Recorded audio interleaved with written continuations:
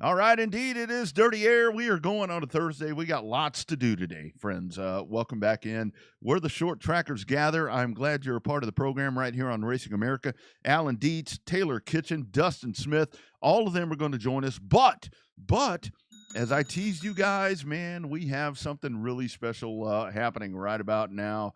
Oh my goodness, we were going to have this dude on last week, couldn't do it, but I'm even happier that I'm doing it on Thursday tonight. Welcome in to the Dirty Air, my man, once again, Bubba Pollard. Bubba, how you doing, man? Good. I appreciate you having me on. Absolutely, my friend. So, Bubba, I got to ask you, dude. I was gonna talk to you about everything that you've been doing with the super late models and so forth and so on, but how in the hell did this thing come about? I see that you're going to be racing with Junior Motorsports in the '88. Kind of walk me through how all this happened. Yeah, it's kind of man, it's kind of all happened fast and by surprise. Really, I mean, it was kind of unexpected. Really unexpected. Just man, I got a call after the Derby and said, "Hey, do you want to do this deal we're trying to put together um, at Junior with Ream and things like that?" And I was like, "Heck yeah, I ain't gonna turn down the opportunity." So it's pretty neat the way it all went down, and I couldn't ask for a better place than to do it at Junior Motorsports because I really feel like it's like kind of how our team is and how I was brought up, Mhm. and just laid back atmosphere, good old boy racing. So it's pretty cool, and just very thankful for the opportunity to get to run at Richmond here in a couple weeks, and Yep. hopefully we can go have some fun and make the best of it. That's right. It'll be on Easter weekend, March 31st, there at Richmond. So, your thoughts diving into one of these cars? Yeah, you haven't been in an Xfinity car, right? I mean, this is this particular car. This is going to be a whole different thing for you. Yeah, I really don't have much heavy car experience with the Xfinity car. Absolutely nothing. But Yeah. we run some ARCA races in the past, which are very similar. But it's been years ago, so we're going to kind of get our feet wet back at New Smyrna. Oh, not New Smyrna. I'm sorry, Pensacola Five Yeah. Flags. Um, Here in a couple weeks to run the ARCA race for those for Five Flags are there, and then run our Super late model on Sunday. So we're excited about that. Get back in the swing of things and see, picking up the heavy car with the steering and the braking and throttle input and everything like that. The tires are a good bit different than what we're accustomed to. So we'll see. Hopefully, we can take as much information, data, we can collect it all, and I can put it to good use on the 30th. No doubt. How big a deal for you? I mean, it's one thing to get to race in the Xfinity Series, but to race the '88 car for Junior, Yeah, that's got to be pretty damn big right there. yeah, it is. It's iconic. Yeah, for sure. Um, so it's very special. Never would have dreamed we got the opportunity that we're getting. Um, I wouldn't say I've given up on it, but you just as you get older in life, you never think it's going to happen. It never happened when I feel like early on in my career, and kind of took a different route of what or turn the focus of what we're doing now, and um, I enjoy what I do. I have fun, and that's the biggest thing is hopefully we can go into Richmond and have some fun because that's the most important. When you're having fun, the results will come. When you put a lot of pressure and you're nervous and things like that, kind of tend to make some mistakes at times. But Sure. we're gonna go out there and do the best we can and see how it goes. But how big for you? I mean, because you carry the torch for us. I mean, we short track guys. I mean, you are the one that when we talk about the best of them all, you are the one. You are doing something here that everybody dreams of. I mean, how cool is that for you to take short track racing to that big level right there, where it's like that's our fucking guy right there, racing on TV for Junior Motorsports. Yeah, I'm very fortunate. I hope I can make the short track community proud and represent them well and go out there and have a good run. But I mean, it is special. You know, to us, not only me, but the people who Yeah, have helped me through the years. I couldn't have done it without all those guys' help yeah. along the way. I've definitely learned a lot off of people, and you know had had some great guidance. So it is cool. I mean, hopefully, it just shows you that any racer out there that just kind of don't give up. The kind of unexpected may happen, and I'm not saying we're going to do this forever or get a shot, but to get to say we've done it one time, is pretty cool. Yeah, pretty excited. All right, to the short track stuff. I mean, it's been a good start for you with everything here the first couple of months. So we've got the Rattler coming up. I'll be seeing you there again. Hopefully, you can repeat that one.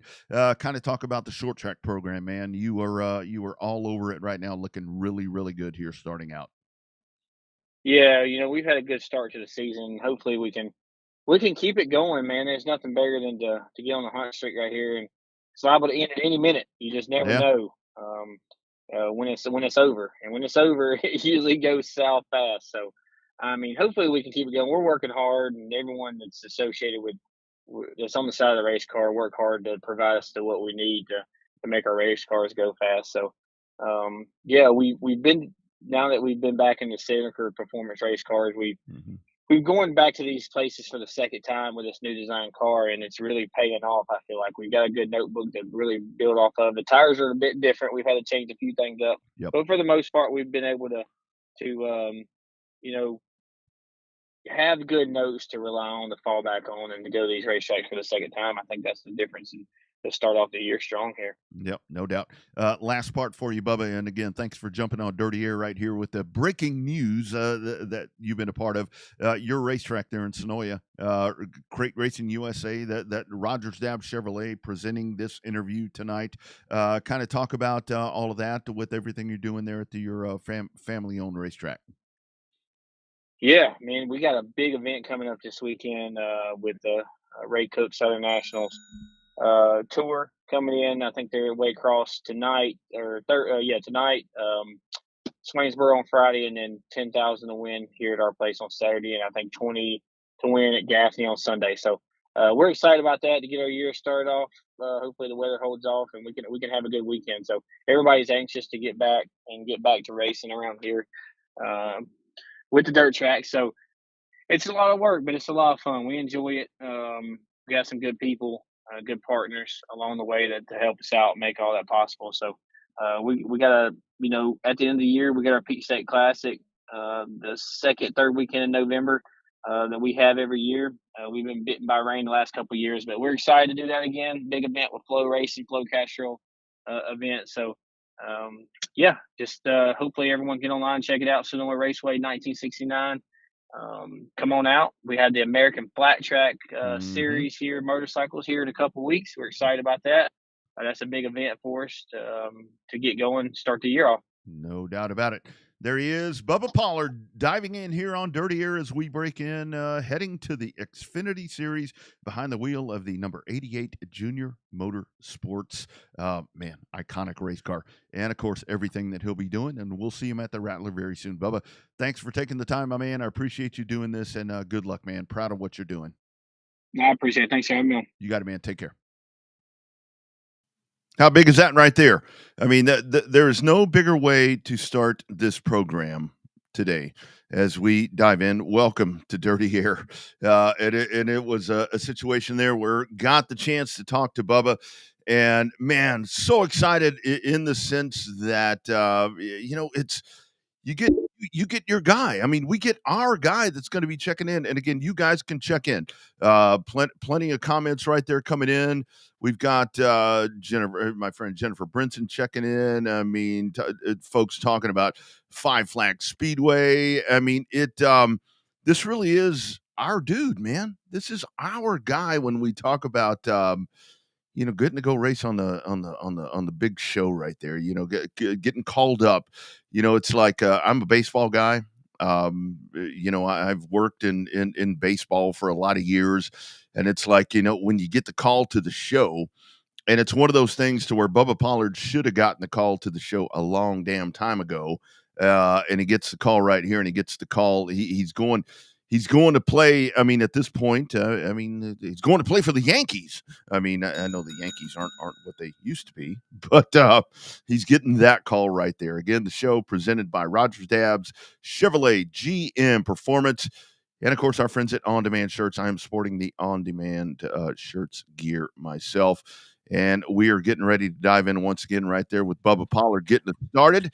And we welcome to the show right here on Racing America, and just a monumental day for we short track folks. It is my man AD Alan Dietz. Alan, how you doing, man? I'm good. How are you? I'm doing well, sir. So kind of that conversation right there with Bubba, man.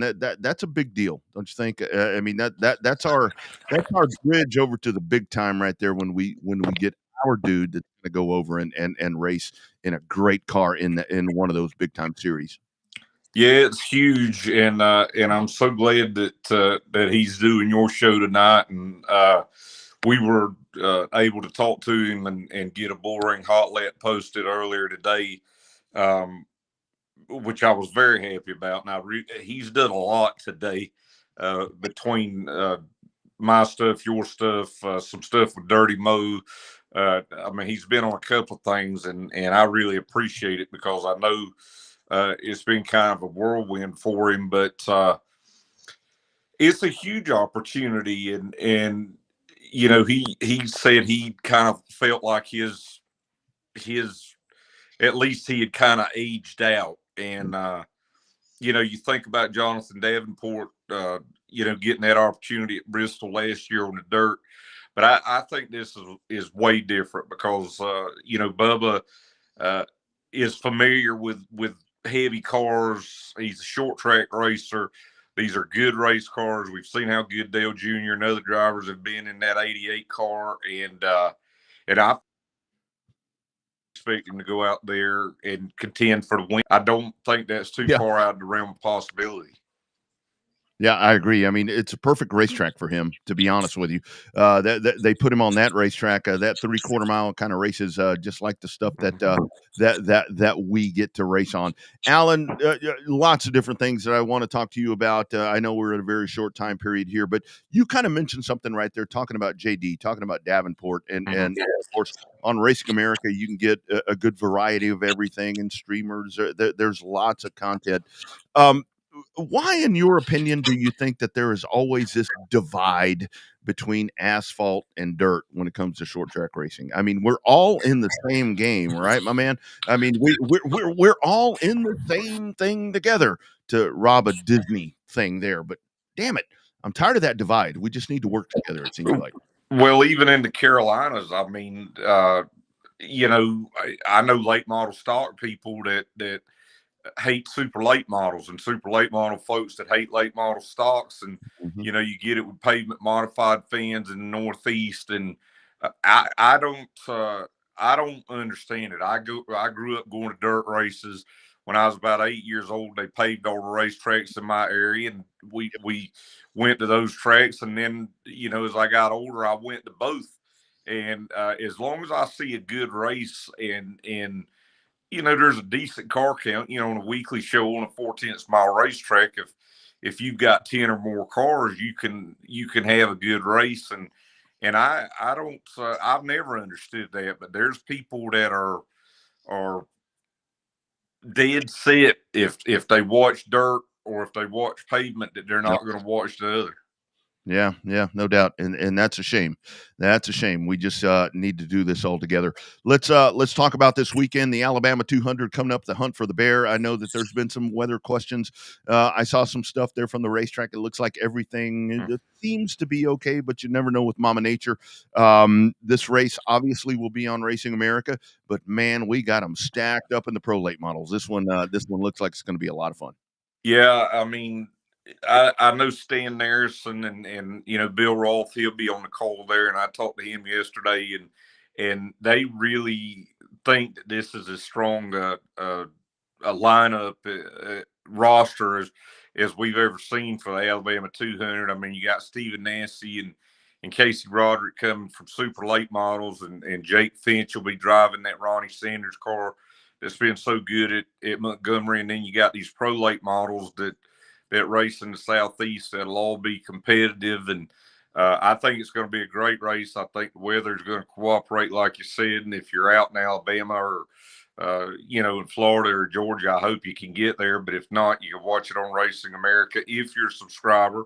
And likewise, the must-see wing sprint cars have got humongous race down at Citrus County in Florida on Saturday, and that race is also going to be on Racing America. And the great thing is that if you watch one, uh, you can go back on demand and watch the other one. So it's not like you have to pick between one or the other. And we got a lot of great stuff coming up. You'll be at the Rattler at South Alabama for us, and got the Easter Bunny at Hickory, and we really, really get going on Racing America this weekend, and a ton of races for subscribers this year, including the Rattler. And all you got to do is go to racingamerica.tv if you're not already a subscriber, and you can either be a monthly subscriber or a yearly subscriber. But when you look at our rates compared to the other streaming companies out there, we're almost giving it away, to tell you the truth. But these allow us to be able to go back to these track operators and promoters and be able to give them some money to stream the races, which that's what, that's just part of it now. And I feel like we got a great lineup this year. The races at Five Flags will be back, including the Blizzard Series, and just a really strong year. And we've got some other big things that we've almost announced everything, but we got a couple other big things that hopefully we could announce here in the next couple of weeks. Yep, no doubt. Alan, one of the things I saw yesterday, the UARA, United Auto Racing Alliance, right there, that's a change right there. And again, I mean, we're not teasing anybody. There's been a divide between different things right there. When you use the word alliance, I mean, that's one of those things to where we are trying to align. We're talking about dirt. We're talking about pavement. We're talking about super late models and everything. I think we're finally going in the right direction here, and we need to be, because it's cost effective. It's better for the consumer. It's better for the end user. I think we got something going on here that's going to be pretty cool. Yeah, and the SRL folks are going to focus more back on the Southwest Tour stuff, and I know Ricky Brooks is stepping away from the road racing stuff to concentrate on UARA and Cordeal. And you might have saw on Facebook and Twitter yesterday that photo I posted, and the reason I did that is the original UARA that carried. Oh my God! I was waiting. I was just going to drop it on you, but you set me up, my man. Yeah, well.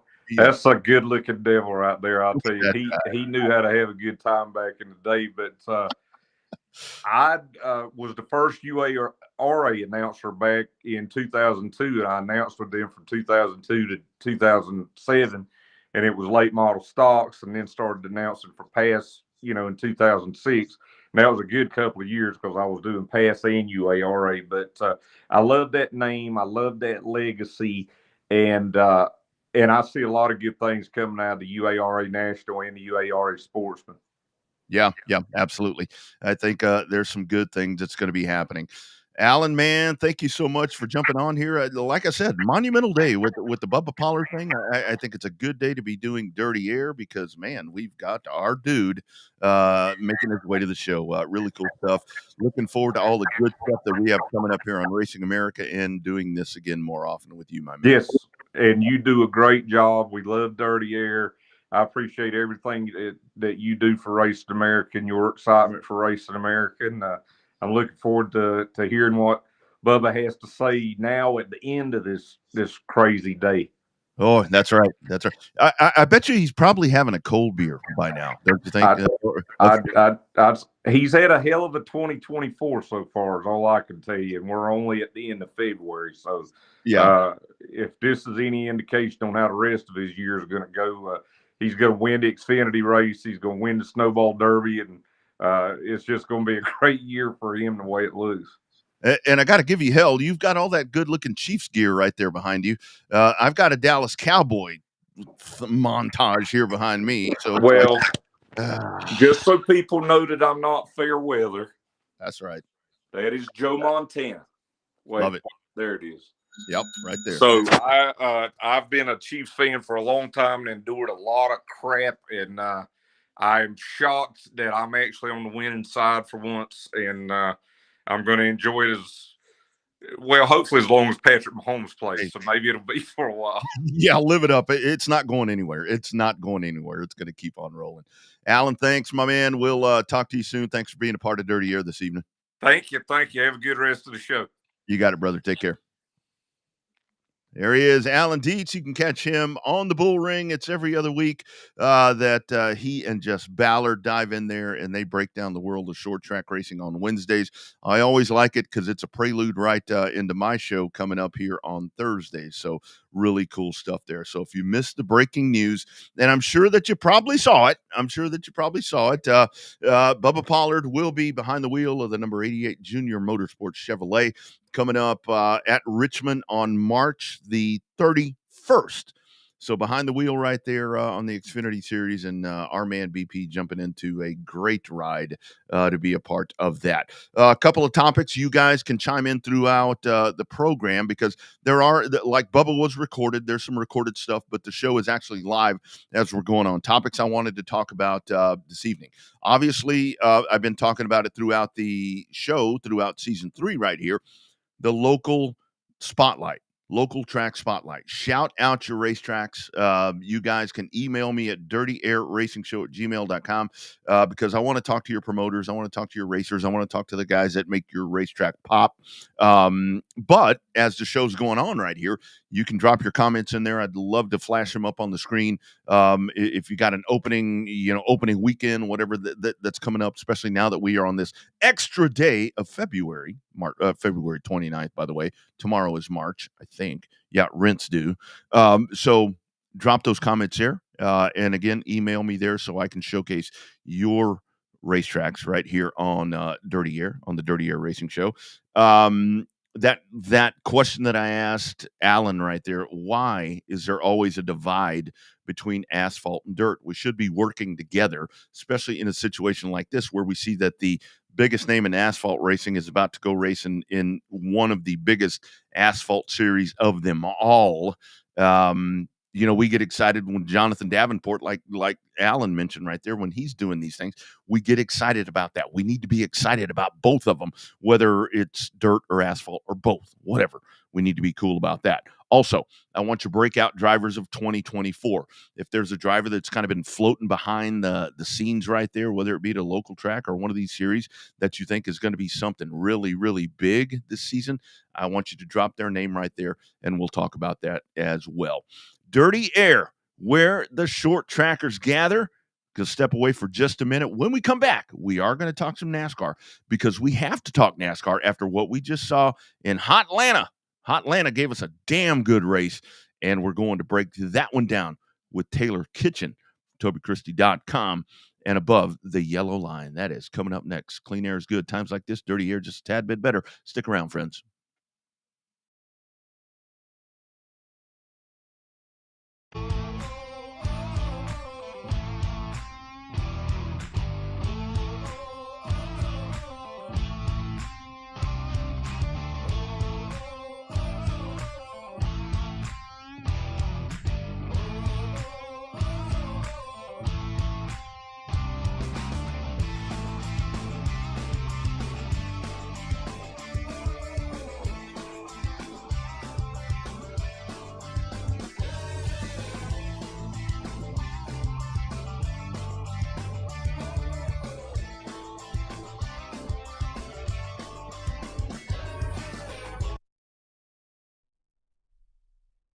Off and rolling one more time on Dirty Air right here on Racing America on your Thursday. What a better way to spend your Thursday than on Racing America and in the dirty air. We always talk about the clean air being good, but I always say dirty air is good when it comes to Thursdays right here at this time. And, of course, dirty air is where the short trackers gather.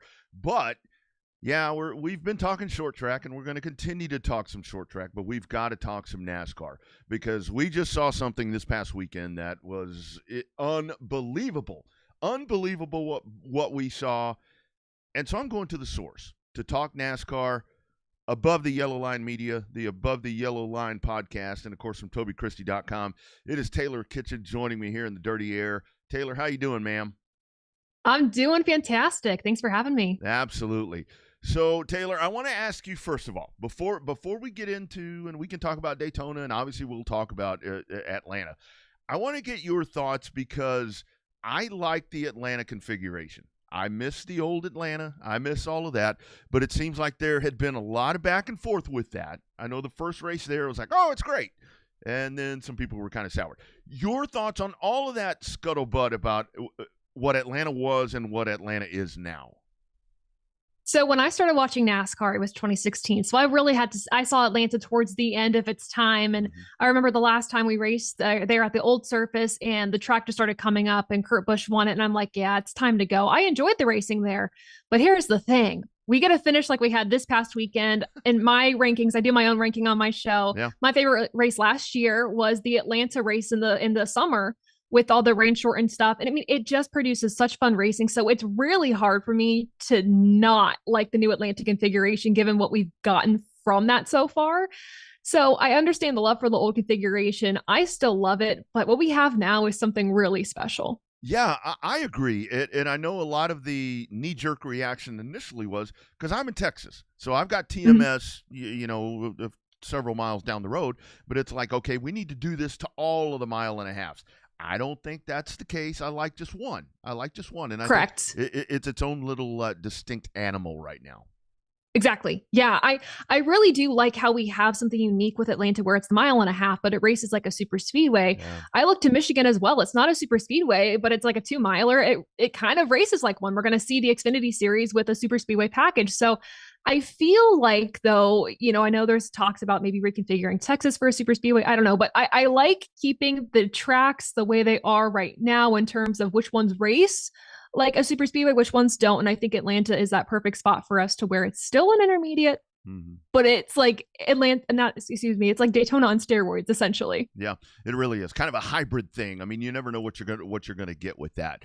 So exactly, I love the way listening to your show. I love the way you describe Daytona, the 500. So let's first talk about Daytona. Coming out of that, I know we had the ending there, and of course, people are always going to have an opinion about how these things end or how they race or whatever.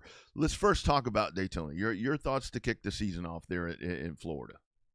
Yeah, I mean, on my show, I called it the Funky 500. It was just weird, and I've used that term so many times, but it was a 500 unlike I've ever seen before. And the fact with the end of the race just kind of felt like a lull. And then the fuel strategy that we had, and listening to a lot of drivers, like I think Eric Jones was very adamant on being like, we got to change this. I don't know what we do, but drivers were really just cruising the entire time because that caution at the very beginning of the race on lap 4 kind of messed up strategy for a lot of teams. And then you had 3 drivers that stayed out and everyone else was just kind of forced to follow suit until they had to pit. So in a way, it felt like this Daytona race, it felt more manipulated in the sense that the fuel mileage was very apparent. Right. As in the past. And that's what I think made it very odd for me. And then, of course, the end of the race when the yellow was thrown out and seeing all of that, it kind of felt like a huge buildup for this great event. And then kind of a dud at the end, which was pretty unfortunate. Regardless, though, I thought it was a pretty decent race. I didn't dislike it at all. But as opposed to 500s in the past, I was like, oh, all right, cool. Let's just move on to Atlanta. That's fine. So that was the overall thought and feeling that I had with that race. I love the Funky 500. I actually said Thank you. I said that to a friend of mine, and they're like, man, that's pretty cool. I'm like, I did not make that up. I'm sorry. I did not come up with that. So then we go to Atlanta. And so with this one, I think Atlanta gave us everything. I mean, the race was good. I know a lot of folks say, well, I kind of doze off at certain points. I mean, maybe there was a little bit where you could have dozed off or done whatever. But this race gave us 48 lead changes. This race gave us competitive racing throughout the field, and this hellacious finish at the end. Break this one down for us, Taylor. I mean, it really all started with 5 laps to go when we had that restart with a late race caution. And my first gut reaction was, this better stay green till the end, because if it doesn't, I'm going to be so mad. Because the whole race, we didn't have a lot of 3-wide racing, but it was very intense side-by-side battles. So you have Ryan Blaney on the top of the track. You have Daniel Suarez leading the bottom line. And Daniel Suarez seems to get a really good run. Doesn't quite get the edge over Ryan Blaney, who just is able to charge on the top. And then after that, they're just kind of trading back and forth. And then Kyle Busch comes into the mix with 1 to go. and he puts his car right in the middle, and he has no help. Bubba Wallace, who was behind Ryan Blaney, who was then on the bottom, he had no help either. So it was just a drag race to the line. And then at the end of the day, 3/1000ths of a second over Ryan Blaney, Daniel Suarez comes out victorious. I mean, what a win for him. First of all, I know last season wasn't the season that 99 team wanted. If you look at the success of his teammate Ross Chastain and what he was able to do. But man, to see Daniel Suarez, middle of the race, being a factor, and then at the end, just taking it to Ryan Blaney, who was dominant all day. Kyle Busch, who had struggles a lot of the race, but was able to bounce back. That was super cool. And then, of course, you see social media blowing up over all of this. And it's such a big win for the sport and the fans, into the Netflix crowd that came in watching the sport for the first time. So a fantastic finish, and the third closest finish in NASCAR history, which is awesome. And Taylor, wasn't this nice because you had the race that happened? I mean, we had everything, the finish that you just described so perfectly. Kyle Busch was, he seemed excited. I mean, obviously he wanted to win, but he was like, right. wow, that was cool. Ryan Blaney was blown away. And of course, Suarez.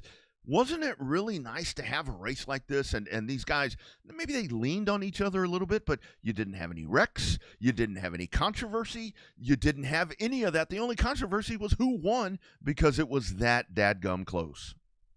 It is so refreshing to have a race where you can just sit back and say, wow, I am so lucky to be a NASCAR fan. Right. I'm so lucky to be in the sport and to have the product that we have. You know, there's always motorsports fans outside of NASCAR that are like, you know, Formula One's the best, IndyCar's the best, whatever. And everyone argues. But this is a time where I think everyone can come together, whether you're a fan of NASCAR or not, and say, that is pretty darn cool. And having the storyline not being a penalty. I know Joey Logano's penalty was a factor for some storylines, but for the storyline to be the finish of this race was something that nobody could argue about. It was just so incredible that it left me walking away from this race just a breath of fresh air. It was so wonderful. Same. Yeah, you know, because it always is. You know, you look at social media after a NASCAR race and it's like, oh man, here we go. Here we go. But everything was positive, Taylor. Even people, you know, I have so many friends in the short track circle that I hate NASCAR, but yet they see everything, you know, kind of one of those things that they don't watch. But had folks reaching out saying that was a classic. I mean, that, like you said, really cool to get to see something like that actually happen right in front of our eyes. Absolutely, for sure. So as we head over to Vegas, and of course there's probably going to be a letdown. I'm just telling people right now, we're not going to get that again, most likely. But as we go to race number 3, is there anything that any driver, any team that has surprised you, and on the same token, maybe has disappointed you as we get to this point? I know it's been 2 super speedway races of sort, but now's when we really start to shake stuff out. Yeah, when I look at Las Vegas, I look at Team Penske. You know, they brought the 3 strongest cars the past 2 races, weren't able to get the win. I look at, in particular, Joey Logano right now, who has wrecked out of the past 2 races, but has had arguably the strongest car, has qualified on the pole for one of them. But he's historically very good at Las Vegas. I would say Ryan Blaney, he goes back and forth with Vegas, but last year did pretty darn well in the fall. So I would expect to see Penske pick it up. I am curious to see how Austin Cindric can do. He's had a great past 2 weeks. So looking at Penske to overall do well. I also look at Kyle Busch. He has a great history at this track as well, with, you know, RCR's equipment at the 1.5 miles and just trying to have him transition over into that. I look to see him hopefully do well. I am curious, though, at this point to look at the Fords and the Toyotas, because now we're at 1.5 miles. We're at a quote unquote normal track with the new body styles. This will kind of be the test, giving me a lay of the land to see, okay, how well do these cars actually perform? Did they really put a focus into these 1.5 miles when they made these body designs? Or were they focused on more of a super speedway? Were they focused on more of a short track? So it's going to be a real test to see what racing we see at Vegas in terms of Toyota and Ford. But definitely keeping my eye on those Penske boys and, of course, Kyle Busch. Yeah, kind of back to reality, back to the grind, I guess, if we want to call it that. You mentioned that Netflix crowd. Isn't it really cool that now NASCAR has that? I know that there was an attempt before at doing something, but having watched the Netflix deal myself, I mean, I was really intrigued by it. I think this is something where it's really pulling people in, and then, hell, you have that finish that we just had. Definitely a lot of momentum, it seems like, for the sport right now. Yeah, it's so positive, and I mean, I'm chronically online. It's so bad. I need to take a break from my phone, but I see so many folks that usually make Formula One content, that usually make even to like IMSA content, and they're making NASCAR content. They're talking about the finish of this race. They're getting in on that conversation, and that's so positive for us. I've had so many people come to my channel saying, "I'm from the UK, I'm from Australia," and I'm like, "That's insane." Just because one, we've had those drivers that are international come into the sport, but two, they're like, "Hey, I saw NASCAR's full speed, and that's pretty neat." And it really did give these drivers that we kind of feel don't have personality. It gave them a personality, like William Byron, Christopher Bell, and they're becoming superstars, fan favorites. So overall, a big win for the sport, and I'm hoping, fingers crossed, that we do get a season 2. Yes, absolutely. Absolutely. And I like that it was more in real time. Yes. You weren't a year behind trying to figure out everything that was going on. Lastly, Taylor, I know you've been with us here on Racing America before on the Bull Ring with Alan and Jess, but tell folks where to find all of your great work, because you've got some of the best dadgum content that you're going to find. Oh, well, thank you so much. Well, make sure to check out AboveTheYellowLine.com. That's where you can find all about us at ATYL. Check out us and the ATYL crew. We do live streams, things like that. But where you can find our social media pages at Above the Yellow Line and at _Taylor Kitchen _ is all on AboveTheYellowLine.com. Love it. Great stuff. Taylor, thank you for joining me in the dirty air right here on Racing America. Gonna have to have you back. I need a go-to NASCAR person, and I think you are the perfect person. I hope you enjoy the race this weekend. Thanks so much, Rodney. Thanks, Taylor.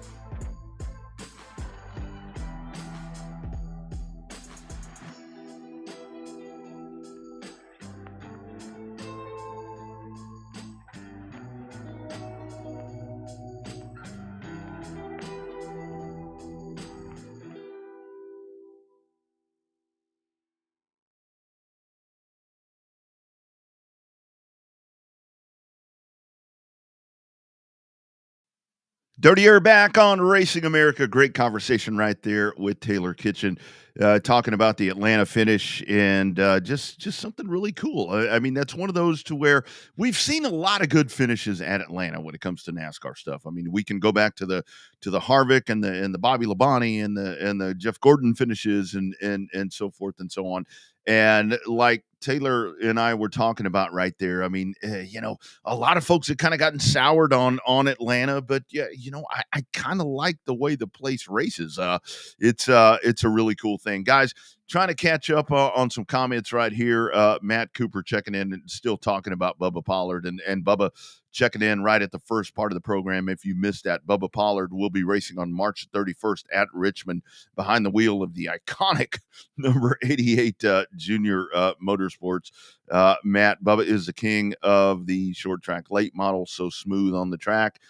I tell you, we talk about it all the time. It's Bubba Pollard doing Bubba Pollard things, and that seems to be what he does. I mean, we saw it in the Clyde Hart 200 Memorial 200 happening there at New Smyrna. He methodically worked his way through the field and just did what he does, and that's what Bubba does. And I'm really looking forward to seeing him behind the wheel. Dustin Smith coming up here in just a couple of minutes. We'll bring him onto the program as soon as we get him ready to go.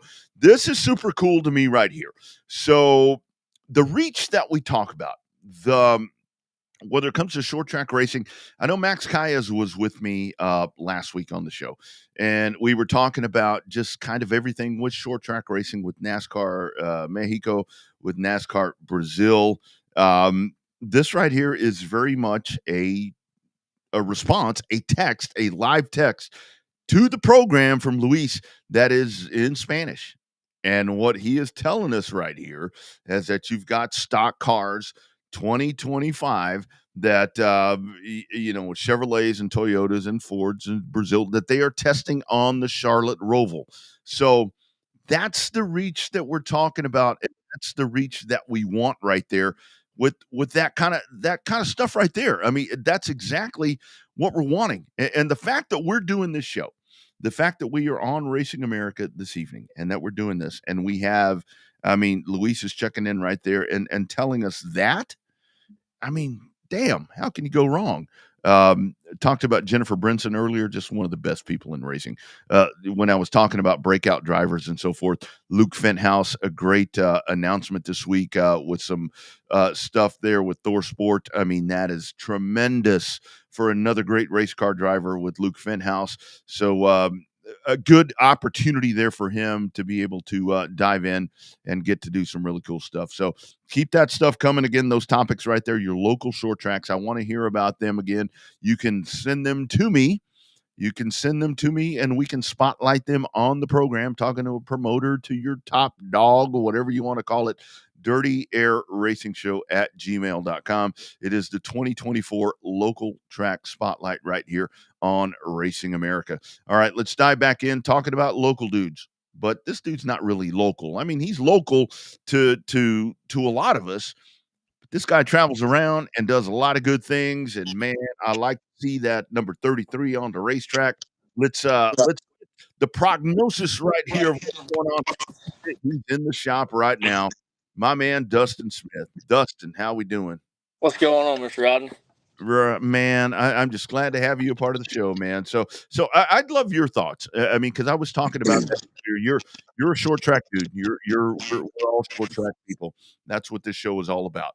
But when you get that, when you see that thing like Bubba Pollard going to race the Xfinity Series in one of those cars, man, that's pretty badass for all of us.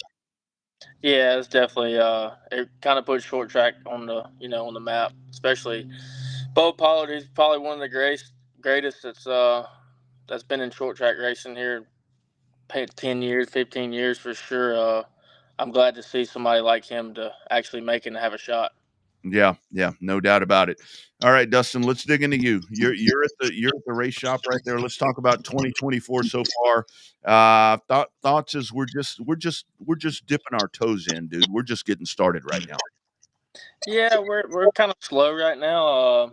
We're hoping to be able to make it to the Rattler. We're a little shallow on some motors right now. We had them ship off probably 3-4 weeks ago.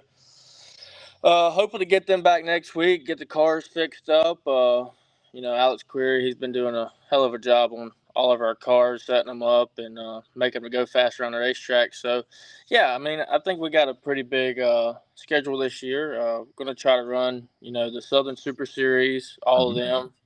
Not doing a bunch of crate racing, but we're going to try to run every race at Mobile International Speedway this year.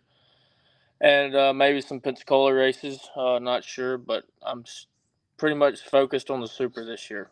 Yeah, and talk about that part. I mean, because it does get to be a bunch. I mean, I know with you, I mean, you've got every damn kind of car there is. I mean, so to kind of hone everything back in and really focus on the Super, that's got to help, right? Because I mean, whether it's a pro, whether it's modified, a truck, whatever, to just hone in on that SLM, that's got to make it just a little bit easier in a lot of ways.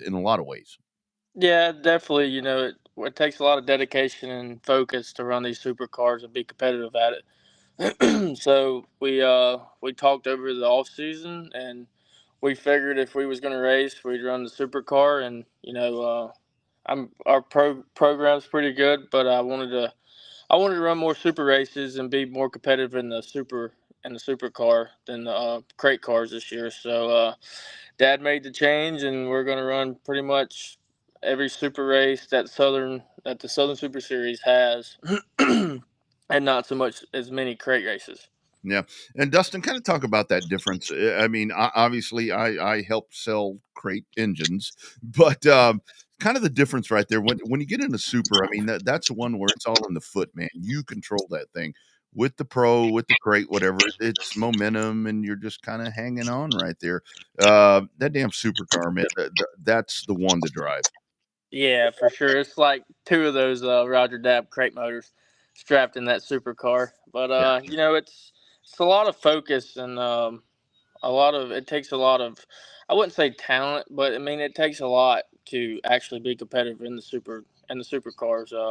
I just feel like it's more competitive and a more of a strategy, and more it puts a lot more on me as a driver to drive the supercars, because you're having to you're having to drive the car with a throttle, you're having to save tires, you're having to do it so much more in a supercar than you would do a pro car. Yeah. Dustin, I had Mr. Eddie on Dirty Air here last week, and we just kind of talking about Mobile, just kind of honing in there. I mean, depending on how many times you get to race here, just kind of talk about the thought with that. I mean, it seems like Mobile's on a good carry of momentum. With Dina getting that thing started, but right now it seems like, man, there's a lot of people fired up about everything happening at MIS. Yeah, Eddie's he's a good guy. He's a good friend. I mean, I can call him right now. He'll pick up the phone. I'd like to see Mobile strive and have the car counts, have the late models there, of course. Our local program that Eddie has is pretty big. But I would like to see a little bit more late model racing there. Not just crate cars, more super races. I think we have one there this year. I'd like to see 3 or 4. So, but yeah, it's I think he's doing a fine job with it. Yep, absolutely. On the rebound, definitely right there. So, Dustin, talk about everyone. You guys, you mentioned it, talking about focusing on supers this year. Talk about everybody. I mean, your family, your dad. There's a lot of people that make this stuff happen for you guys. Yeah, my dad. He's a huge. I wouldn't be doing it without him. Let's just say that. And Alex, he's come on board the past 2 years. So I'm glad to have him back. We've had him back in the past and had a lot of success with him. And I think we're going to keep him. He's probably one of the best I've had for sure. And we get along, and he understands me as a driver and understand him as a crew chief. All the people that come on board, SA Recycling, Hooney's Auto Sales, Johnny's RV, my dad, of course, my business, construction business, just everybody that, lays a hand on my car. I just want to give a huge thanks to them for sure. Yeah. And I got to ask you, man, I think one of the coolest things that I saw this year, and I think I'm going to be a part of this with all of you guys, the old days of the double header. You get Pensacola on a Friday, you're going to get to go to Mobile on Saturday, dude. That's some good shit right there. Yeah, when I first started running the pro cars, I think Pensacola and Mobile had a double header weekend. Yeah. Once a year or twice a year. It was pretty. It was a lot, because you would go to Pensacola on Friday and run, and hopefully you don't get tore up. And if you did, you'd have to haul butt back to the shop, get everything fixed, and it'd be 3 o'clock in the morning. But yeah, I'm glad to see Mobile and Pensacola, working together. So we'll see. I hope this year turns out great for Mobile. They really need it, and I would like to see it strive. Absolutely. Looking forward to it, my man. All right, Dustin, thanks for taking some time, man. Like I said, you're in the shop. You're busting your tail right there. So look forward to seeing you soon, my man. Say hello to the lady, the kids, and your parents, and we'll see you soon, my man. Thank you, man. You got it. Take care.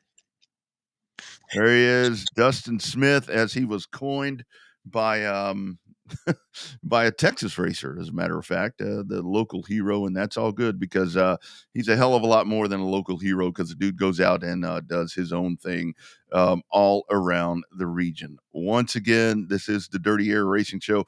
Thank you all for being a part of the program here on a monumental Thursday, as we've talked about, for short track racers. And again, I do want to continue to tell you folks, give me your tracks. Give me your tracks, man. It is a free forum. It was like, I got an email from, it was actually another person from a racetrack around the country. And it's like, so what's it going to cost to get my promoter on? I said, it's going to cost your promoter 15 minutes of his time to come on to my show and talk about what you guys are doing. Dirty Air Racing Show at gmail.com to be a part of all of that. The 2024 local track spotlight. I would absolutely love to talk about your racetrack. One more time before we sign out of here, you see me with the sharp looking gear right here, the Dirty Air Racing Show polos that I'm wearing. There's t-shirts, there's caps. Next time I see you at a racetrack, ask me for one, because when I roll up in my car, I've got a trunk full of those, and I would love to put you in some Dirty Air gear. And this is all provided by my partners at On Demand Shirts in San Antonio, Texas. How about a word from them? And one final word from my other partners who presented the Bubba Pollard interview this evening. It's Rogers Dabbs Chevrolet GM Performance out of Brandon, Mississippi.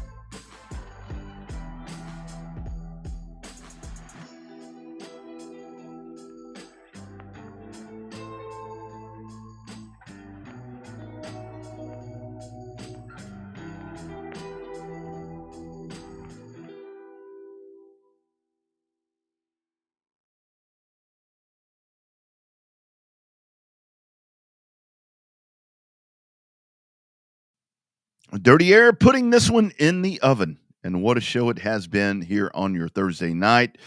Great conversation. We started off talking to Bubba Pollard about his massive move, getting that race with Junior Motorsports. And you know, it was something I did want to talk about on the show but it kind of got overshadowed right there. Speaking of Junior Motorsports, Dale Jr. not going to be a part of the NBC crew this year, opting to go to in 2025. When we talk about streaming, we talk about streaming all the time. Well, Dale Jr. is going the way of streaming in 2025 as he will make the move over there with one of the new groups, the Amazon group, and everything that's going to be going on right there. So I think that's a really big move when it comes to NASCAR media stuff.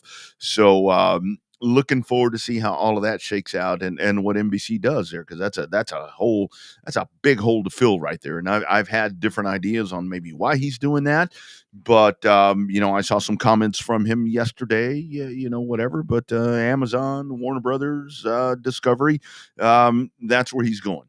That's where he's going. That's what he's going to be doing in 2025. And apparently we won't see him on air live in 2024 on NBC. When Alan Dietz was on, we talked about the United Auto Racing Alliance, kind of a shift right there where we've had obviously with the Southern Super Series and the ASA Stars National Tour, and now this happening to where Ricky Brooks kind of focusing back. Ricky Brooks, now at Cordeal, being a huge part as the GM in charge of the operations there. So we're seeing all of that move around. So all of that's happening. I did want to talk about one thing before I get out of here. Is Boo Carlisle was on the show a couple of weeks ago, and talking about his Star Superstock Tour. And I saw that now there's a partnership there where he has partnered up with 5 Star Bodies. And I think 5 Star Bodies, which is a huge part of short track racing, because, you look at those 1988 Monte Carlo SS bodies, and when it comes to the 81 Camaro body, if you're looking for an aftermarket body, it's going to be 5 Star that's going to produce you the best body. And you look at what Boo is doing there with that tour. Not a better partner right there. And I know at this point, it's more gift certificate type of things or whatever, maybe set up right there, contingencies and all that. But I think that's a great business move right there for Boo and that group, where they're partnering up with those folks, because that's something that's going to help that style of car, and that group with what they're doing. Also, the Cars Tour, Southern National Motorsports Park, they get rolling. So you got lots of racing happening this weekend. And again, the Alabama 200, you can catch it live right here. Then you got the open wheels as well. It's a great double header that you're going to find on Racing America this weekend. And like I always tell you guys, if you can't get to a local racetrack, jump in on Racing America. And Alan was talking about it, and it's not one of those things to where, let me tell you, I subscribe to every dadgum streamer that you're going to find. I subscribe to every one of them. Hell, I pay for this one. I pay to be a subscriber on Racing America, and I absolutely continue to do that because I'm a race fan. You can look around like Alan was talking about with what you get on Racing America. You pay that. Yeah, there's some pay-per-view events. There's some different things that are going to cost you a little bit of money, but still, it's the best bang for your buck. But all the other ones, whether it be Flow, whether it be imca.tv, I mean, whether it be whoever it is, now we've got raceon.com in Texas that have rebranded themselves. You're going to find great racing, and it's money that's well spent, and that always goes back to the racetrack because all of these streamers have that in place to where that's the way that works. So again, like I've said, if you can't get to a racetrack, get yourself on that app, get yourself on that streamer, and find yourself some short track racing. Support it. And I tell you what, March 31st, Bubba Pollard at Richmond. We're having some kind of party. I don't care where you are. I'm in Texas. All my friends in Florida, Alabama, Mississippi, Tennessee, you name it. We're going to have like a virtual party and root our dude on in the 88 car. Great conversation that we have had this evening here on Dirty Air. Again, the podcast always available at racingamerica.tv. And of course, if you're looking for the audio podcast, you will find that. Just search Dirty Air with Rodney Rodriguez, and you'll find that at iTunes, Google Play, Spreaker, not Streaker, Spreaker, Spotify, all of those spots. They are all right there. Episode 1 all the way up to whatever number this is right now, because I can't keep up. I know this is season number 3 on Racing America. Thanks to all of our guests for checking in. Bubba Pollard on the spot, being a part of it.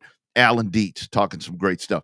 Taylor Kitchen, my new go-to NASCAR expert, and of course, the local hero. He's local there out of Mobile, but he's a hell of a lot more than a Mobile hero. He is just a hero right there when it comes to short track racing.